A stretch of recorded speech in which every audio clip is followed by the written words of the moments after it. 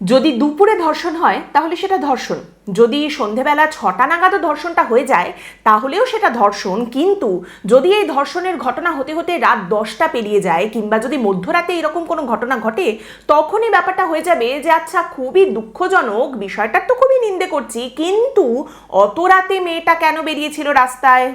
এটাও তো তাহলে ভেবে দেখতে হবে, মেয়েটা বাপু কি করতে গেছিল অত রাতে ওখানে, মেয়েটার চরিত্র কেমন, কেন বেরিয়েছিল? এই প্রশ্নগুলোও তো সঙ্গে সঙ্গে জুড়ে দিতে হবে। তার কারণ এই প্রশ্ন সমাজের একটা দিক থেকেই কিন্তু বারবার উঠে আসে, একাংশ সমাজের মধ্যে থেকেই এই প্রশ্নগুলো তুলে দেওয়া হয় বারবার।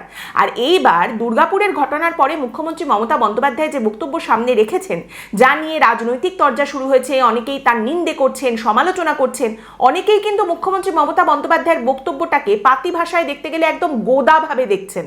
এর পেছনের যে সূক্ষ্মতাটা সেটা কিন্তু অনেকেই মিস করে যাচ্ছেন। এর ভেতরেও কিন্তু একটা সূক্ষ্মতা রয়েছে আর সেটা বোঝার জায়গা রয়েছে।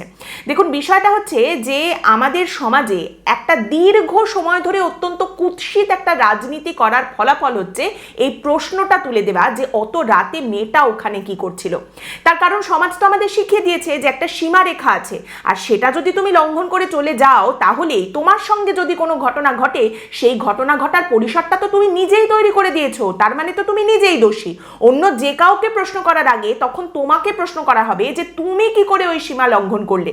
কোনো মতে সময়টাকে যাই টেনে টুনে যদি একটু 12টা 12:30টায় টেনে নিয়ে যাওয়া যায়, সঙ্গে সঙ্গে বলা যাবে খুবই দুঃখজনক ঘটনা, আমরা একেবারেই সমর্থন করছি না, কিন্তু মেয়েটাও তো কম যায় না, অত রাতে একা একা রাস্তায় বেরিয়েছিল কেন বলো তো? এই যে প্রশ্নটা, এটা হচ্ছে আমাদের সমাজের এক প্রকার বিষক্রিয়া, এবং এটাকে পোড় খাওয়া রাজনৈতিক নেতা নেত্রীরা তারা সুন্দর করে ব্যবহার করেন। আমাদের মুখ্যমন্ত্রীর হাতেও এটা একটা হাতিয়ার।